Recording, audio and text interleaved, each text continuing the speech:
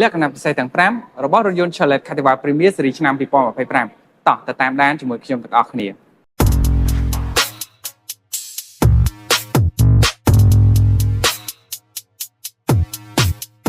លក្ខណៈពិសេសទី1 Chevrolet Captiva Premier បានប្រើប្រាស់យ៉ាងល្អឥតខ្ចោះទៅលើម៉ាស៊ីនបំពាក់ជាមួយនឹងម៉ាស៊ីនសាំង4ស៊ីឡាំង 1.5 លីត្របំពាក់ជាមួយនឹង Turbo បង្កើនកម្លាំងសេបានរហូតដល់150 HP និងកម្លាំងរមុលកង់រហូតដល់255 Nm ជាមួយនឹងកម្រិតស៊ីសាំងតិចមែនទែន100គីឡូចំណាយត្រឹមតែ7លីត្រតែប៉ុណ្ណោះលក្ខណៈពិសេសទី2គឺនៅត្រង់ចំណុចកម្ដាលនៃរថយន្តនេះតែម្ដងជាមួយនឹងអេក្រង់ធំដូចជា Tablet អញ្ចឹងទំហំវារហូតដល់ 10.4 អ៊ីង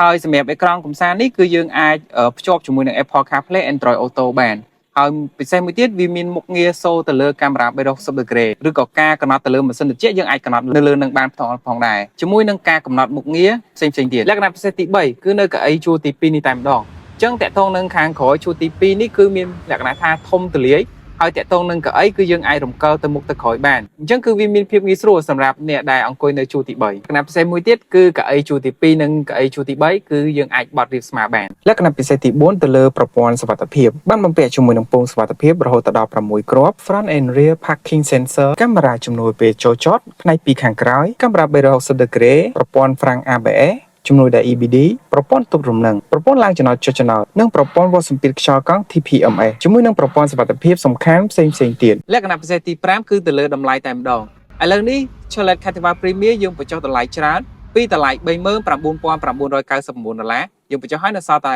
តម្លៃ